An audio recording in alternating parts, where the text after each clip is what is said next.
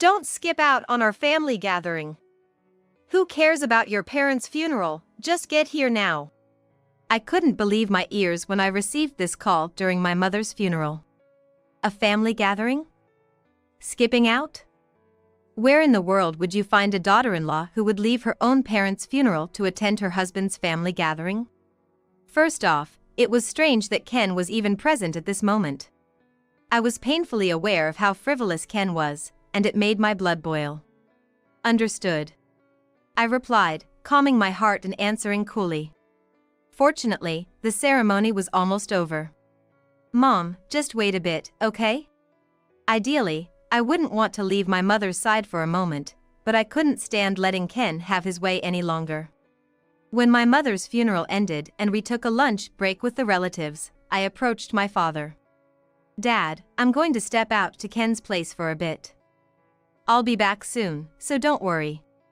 After telling my father, he seemed to understand something and nodded, okay. Clenching my fists, I rushed out of the funeral home in my mourning attire. My name is Charlie Turner. I'm 30 years old and work at a call center. I recently started dating a man I've been with for half a year. His name is Ken Norman. He's 5 years older than me and works as a civil servant at the city hall. Ken has a kind face with droopy eyes, and his job as a public officer suits him well. Ken commutes to his job at the city hall from his parents' home. His family's home is in a rural area, far from the urban center, and he commutes by car. We met in Ken's hometown when I was there for my photography hobby. It's a region I seldom visit, so when it got dark, I found myself lost on a dark rural road. Is everything okay? That was Ken, approaching in his car. Surprised, I honestly explained that I was lost due to my unfamiliarity with the area. Ken's kind face immediately made me feel he was a good person. The nearest station is quite far from here. Shall I drive you? But... Initially, I was hesitant to get into a car with a man I just met, but Ken showed me his civil servant ID from his wallet. This is who I am. However, if you're scared to get in the car, feel free to decline. He said, considerately letting me make the decision. After a brief hesitation, considering it would take over 30 minutes to walk to the station. And it was already getting dark, I didn't feel up to walking there alone. Then, I'll take you up on your offer. And so, I got into Ken's car. Ken was just as gentle and calm as he appeared at first. After safely dropping me off at the station, he timidly asked for my contact information. Normally, I wouldn't just give out my contact details to any man, but seeing Ken's character, I felt it was all right to exchange numbers with him. After that, Ken and I started going out on a few dates, and 3 months later, we began a relationship following his proposal. Our relationship seemed smooth even after we started dating. Maybe because Ken had a stable job as a civil servant, he always seemed to have a certain ease about him. Being 5 years older, his composed demeanor provided me with a sense of security. Even I, not the best at romance, thought that if I could have a peaceful love life with Ken, that would be all I could ask for. Just when we were about to celebrate half a year together, Ken proposed to me out of the blue. If I'm going to marry, you're the only one I can think of. If you accept, you'll have to come over to my parents' place, is that okay with you? He said in his usual gentle tone. Ken's dad is a farmer, so on his days off, it seems there's a need to help out with the farming. That's why he wanted to live near his parents' house even after marriage. I hesitated a bit. Because my mother was sick, and the doctors said she might not have long. Her hospital is in the town where I currently live, so moving to Ken's family's place would mean I can't visit her as easily as before. But I also had a strong desire to give my mother the good news of my marriage to ease her worries. She's always been concerned about my future, especially since I turned 30, so I thought marrying Ken would be the best way to reassure her. After some thought, since I had no objections to marrying Ken, I replied, yes, I'd love to. At that moment, I was so happy about marrying Ken that I figured even if we lived near his family's home, I could make time to visit my mother. Looking back, that decision was a big mistake, but swept up in the excitement of the proposal, I was completely blind to it. Once we decided to get married, I introduced Ken to my parents during one of my mom's good days at the hospital. Ken brought his parents too, and we all met there. Ken is finally getting married. I was so eager to meet the kind of lady he'd bring home. It's good that she's a capable girl, since this boy can't do much on his own. Oh, Mom, stop it. You're embarrassing me. His mother, seemingly eager about our marriage, chatted away happily throughout the meeting. She was quite talkative, and my parents mostly just nodded along. Ken's father, on the other hand, was the quiet type, making the meeting mostly dominated by Ken's mother. Every so often, Ken would interject, and I could tell they had a close parent-child relationship. Well, Charlie, you'll have to work hard for us, his mother said in a clingy tone at the end, leaving me feeling a bit uneasy. Work hard. I wondered what exactly she expected of me, but didn't pursue the matter further, and the meeting concluded. So, I moved in with Ken, as planned, near his family's house. Our apartment was a small one, just a 10-minute walk from his parents' place. I didn't want to live with them, so I was relieved it was just the two of us. On our first day in the apartment, the doorbell rang. Thinking it might be some solicitor, I opened the door, only to find Ken's mother standing there. Oh, Charlie, I was just wondering what your new home looks like. Do you mind if I take a look around? Sure, I said, caught off guard as Ken hadn't mentioned his mother's visit. But he seemed to know she was coming and welcomed her in. Well, it's a bit cramped, but a pretty nice house. Since you'll be doing the housework, make sure to keep the kitchen and bathroom clean. It gets dirty quickly. I hear young people these days don't open windows much, but you need to ventilate regularly. Mold could grow and affect Ken's health. Also, come help out with the farming on weekends. Ken will be tired from work, so you'll need to pitch in. And don't make the food too salty, we don't want Ken getting high blood pressure. His mother rattled off. Although she spoke in a gentle tone, there was an undeniable pressure that left no room for my input. I never expected my mother-in-law to butt in about our household matters, so naturally, I was surprised. Moreover, everything she said revolved around Ken, like Ken is tired or it might affect Ken's health. I appreciate a parent's love for their child, but I wondered if it was appropriate for her to say such things to a daughter-in-law who had just joined the family. I questioned her. With all due respect, ma'am. I also work at a call center during the day. So, I get home around the same time as Ken and would like to share household duties with him. Of course, I'll do what I can, but as a couple, we will make our own decisions. I didn't know the extent of my mother-in-law's fearsomeness at the time, so I was able to confidently express my opinion. After hearing my rebuttal, she froze for a moment, then her expression slowly turned to one of anger. What are you saying? Is a call center job busier than a public officer's job? I don't think so. Don't act like you're on the same level as our Ken when you don't have a significant job. Besides, traditionally, women do the household chores. That's what marriage is about, right? I was shocked. My mother-in-law's insistence on imposing her old-fashioned values and defending Ken made me feel sick to my stomach. I looked at Ken, hoping for his support. He opened his mouth with an uncomfortable look. Now, Mom, let's leave it at that. Charlie didn't mean any harm, right? Yes, but... I reluctantly nodded, and my mother-in-law huffed, well, that's enough, and left our house. I had hoped Ken would stand up to his mother more clearly, and I felt a bit disappointed that he only defended me vaguely. After she left, I asked Ken, "Is your mom always like that?" Pushing old-fashioned values on us really surprised me. As I sighed, Ken looked puzzled. Old-fashioned values? I actually agree with Mom. I want you to mainly handle the household chores. I'll help with the farming, but I work in a physically demanding job as a public officer, so I'd like to rest on the weekends. You agreed to this when we got married, so that's okay, right? And please don't speak ill of my mom. It hurts me. I was speechless at Ken's stance. What does he mean? I knew we were going to live near his family's house, but I never agreed to take on all the household chores. The farming was supposed to be just occasional help. But now, this was the reality. His mother must adore Ken. And he clearly loves her too. At 35, Ken was a classic mama's boy. Since then, I've grown weary of Ken and his mother's various actions. She would come over for no reason, saying things like, "Ken's tired today, so make his favorite beef stew," or, "Next weekend, Ken wants to go on a trip, so we're going. You take care of the house and the farm. Don't you dare slack off." I wondered why Ken hardly ever communicated with me, but always told his mother things like how tired he was or that he wanted to go on trips. It felt like she was the wife, and I was just a housekeeper.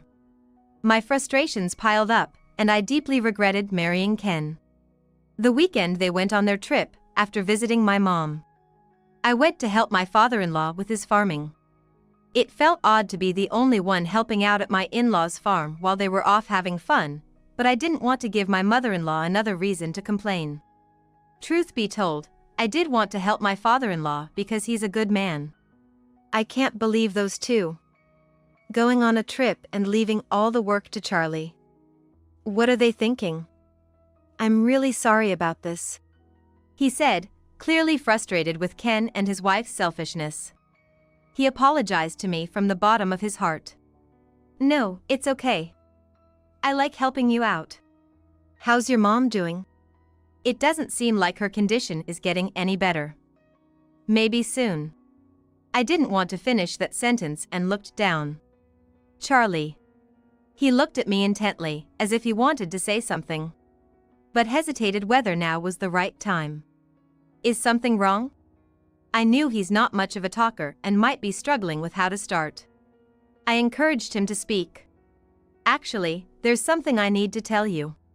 He finally began, opening up after much effort. "That's the situation."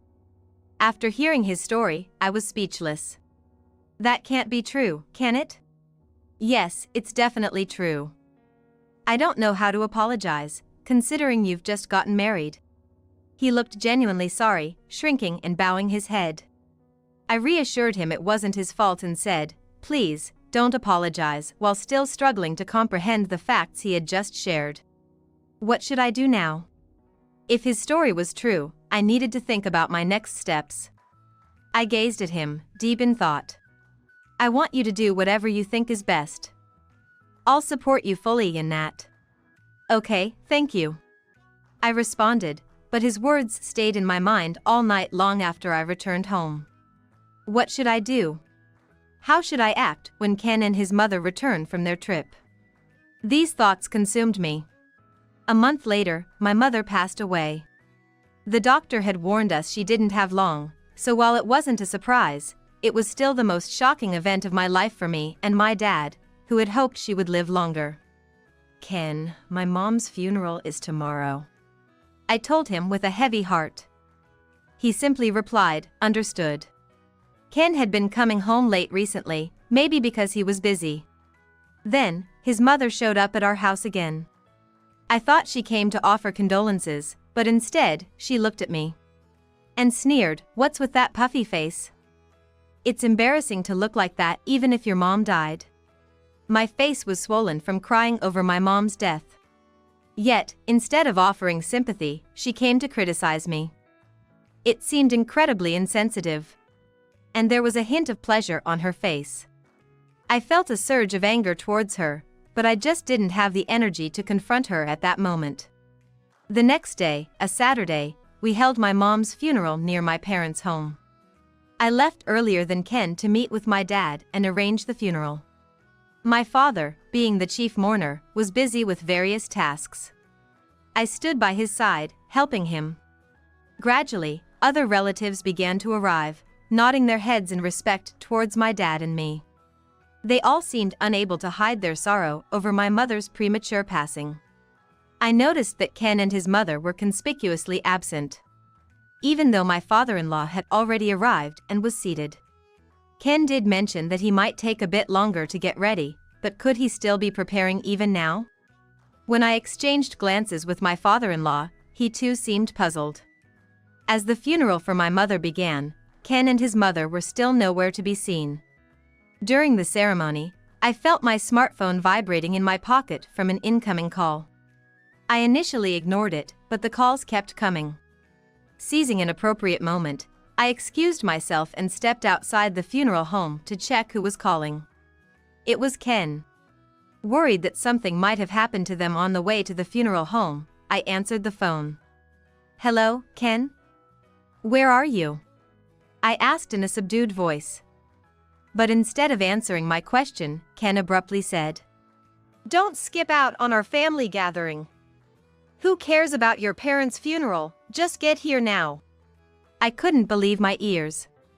This was a call during my own mother's funeral, in a tone and with words I had never heard from the usually calm Ken.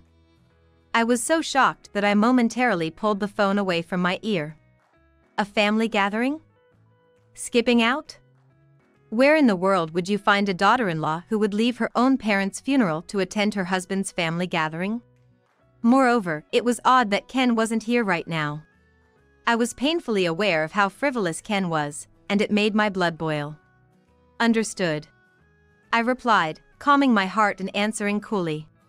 Fortunately, the ceremony was almost over. "Mom, just wait a bit, okay?" Ideally, I wouldn't want to leave my mother's side even for a moment, but I couldn't stand letting Ken have his way any longer. When my mother's funeral ended and we took a lunch break with the relatives, I approached my father. "Dad, I'm going to step out to Ken's place for a bit. I'll be back soon, so don't worry." After telling my father, he seemed to understand something and nodded, "Okay." Clenching my fists, I rushed out of the funeral home in my mourning attire. My father-in-law and I headed together to the venue where Ken's mother's relatives were gathering. Hearing me talk to Ken on the phone, my father-in-law probably thought he had something to say to them as well. The venue, I learned from Ken, was his aunt's house. As we rang the doorbell and Ken commanded us to enter, I was startled but exchanged glances with my father-in-law and stepped into the presence of Ken and his mother. "I'm terribly sorry for being late." Ken's relatives on his mother's side looked surprised as they saw me and my father-in-law. "Charlie, why are you in mourning clothes? It's just a family gathering, you should have dressed more casually." Ken, now speaking in a rough tone, was taken aback by my attire. It was not surprisingly. Ken and his mother probably never expected my father-in-law and me to show up in our mourning clothes without changing. "Oh, sorry about that. We were suddenly informed and didn't have time to change. Today is my mother's funeral, and you were preparing to attend this morning, weren't you? We never thought there would be such a gathering," I said in a calm tone, and the relatives exchanged confused glances. "Your mother's funeral? Why didn't Ken and his mom attend?" It seemed that Ken's mother's relatives were unaware that my mother had passed away and that we were in the midst of her funeral. Ken and his mother looked uncomfortably at each other. These two had skipped my mother's funeral without telling anyone and were enjoying this insignificant family gathering as if nothing happened. Even thinking about it calmly made me furious. "Hey, Charlie. Your mother passed away? Why didn't you tell us?" If we had known, we would have certainly attended the funeral. Ken's mother tried to act as if she knew nothing about it. But her lies were useless. I took out my smartphone and showed everyone the message in our family group chat. "Well, you must have known. Look, I sent the message right here. My mother passed away. See, it's been read by all three of you. You saw this message, didn't you?"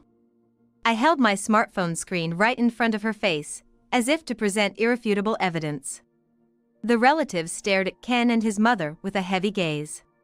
Cornered with no escape, Ken's mother trembled. She seemed to have incited anger. "Silence. You're making these sly moves, trying to complain to me. Do you enjoy bullying your mother-in-law? After all, I allowed you to marry my precious Ken, and you're being impudent." Ken's mother finally showed her true colors, screaming as if I was the one at fault. But the relatives, having heard her outburst, were clearly appalled. It was obvious who the villain was between me and her. I'll return those words right back to you. For you and Ken to skip my mother's funeral and waste time here, it seems you have no human heart.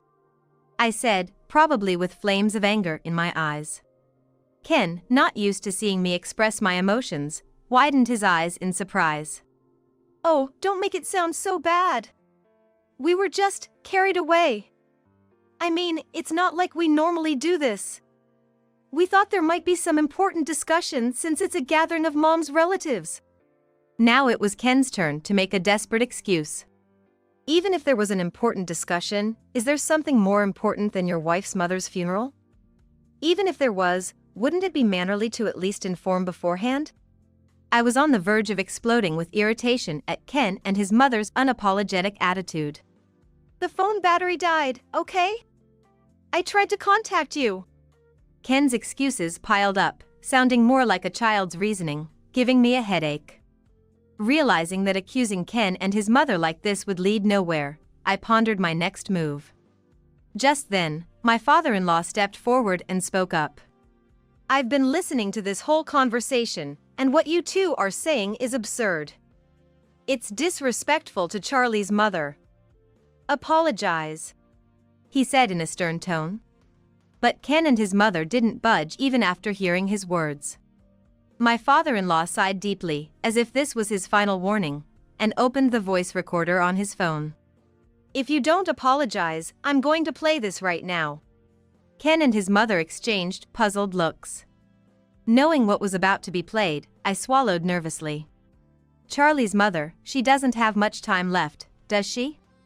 Yeah, Charlie said she's quite weak. I sometimes visit her, but she's really thinned down and always connected to tubes.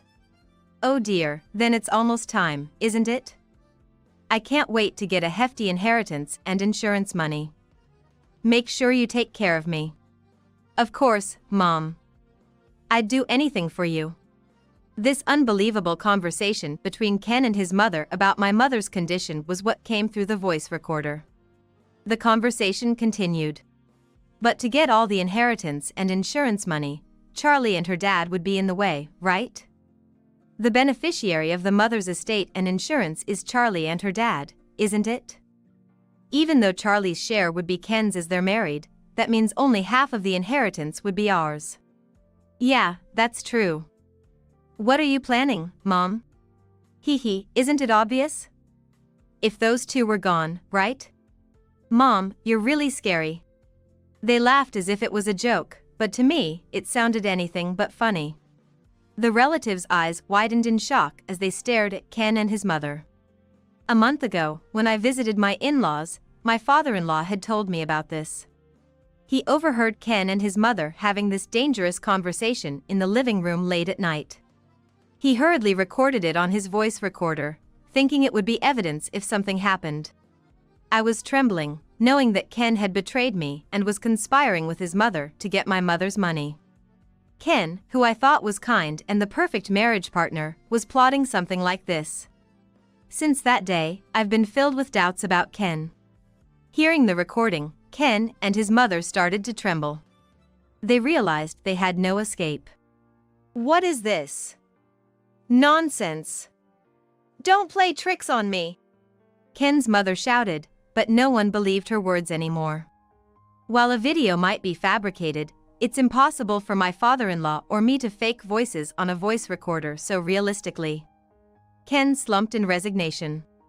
After playing the recording, my father-in-law, red-faced with anger, said, After hearing this conversation and Charlie's testimony, it's clear that you and your mother are despicable. Not only did you not attend Charlie's mother's funeral, but you also planned to harm Charlie and her dad to steal the money. Apologize to Charlie right now. Usually reserved, my father-in-law was fuming, causing Ken and his mother to tremble in fear. Sorry. Please forgive me. I just wanted to live happily with my mom. I just loved Ken too much and made a wrong judgment. They both excused themselves, but my father-in-law seemed to have lost all patience. What? You two clearly have no remorse. I'm divorcing your mother. I'm embarrassed to be part of a family with such senseless people. What about you, Charlie? The word divorce from my father-in-law's mouth shocked Ken and his mother. Yes, of course, I want a divorce too. I'll be expecting a proper alimony payment. Thank you. I said so respectfully and nodded firmly at my father-in-law. We had both intended to divorce Ken and his mother from the start. I had been waiting for the right moment, and today, I finally got a good enough reason to bring up divorce. Divorce? What do you mean? While Ken was shocked, Ken's mother, facing a late-life divorce, trembled at the thought. How am I supposed to live now? I've been a housewife since marrying you. She pleaded with my father-in-law, but he coldly dismissed her. That's not my problem. Let your dear Ken take care of you. She was utterly defeated. Are we really getting divorced? I was just brainwashed by Mom. I love you, Charlie. Without me, you'd struggle to live, right? So, Ken, misunderstanding the situation, thought I couldn't live without him. I glared at Ken and said, Sorry, but I can live just fine on my own without you. I was living a normal life before we got married. Don't flatter yourself thinking that I can't live without you. And by the way, I'll be taking a hefty alimony from you. After my final words, Ken slumped to the ground in defeat. I exchanged a glance with my father-in-law and said, Well then, before leaving Ken's aunt's house and returning to my mother's funeral home. A few days later, I successfully divorced Ken, as I had declared. It was a marriage that didn't even last a year. Ken, probably concerned about what others would think, begged me, just a little longer, at least let's not divorce for another year. Realizing he wasn't asking out of love, but merely for appearances, I flatly refused his request. Ken, who had been so bold on the day of my mother's funeral, seemed to have reverted to his meek self. It was as if he had a split personality. I realized I had been deceived by him in many ways. And of course, I got a good amount of alimony from him. The divorce hit Ken hard. He lost his motivation for work and took several months off. My father-in-law and Ken's mother are in the middle of divorce proceedings, and with her being mentally unstable, Ken couldn't even rely on his beloved mother and was holed up at home alone. Plus, in a small rural area, Ken and his mother's actions had spread everywhere. They became pariahs in their own community. Eventually forced to move away to an unfamiliar land. Ken's mother is now living with him, but I wonder how they will manage to survive together. If only Ken had truly seen me and cared for my mother, our marriage could have continued happily. It's all self-inflicted. Ken might end up quitting his job if he doesn't recover his willpower. He should just try his best to continue his lonely bachelor life. I've sworn never to fall for a man like Ken again, who is only kind on the surface and puts his mother first. I've moved back to a lively urban area near my workplace, back into an apartment. This place is the most comforting. I thought. It suits me better than an unknown rural area. I still occasionally contact my former father-in-law to discuss the progress of their divorce. It seems their divorce will be finalized soon, and I plan to visit him once it's done. He's no longer my father-in-law, but we share the same pain. I think we can have a good relationship moving forward. Living in a place where Ken isn't, I enjoy every day, living in a way that would make my late mother proud.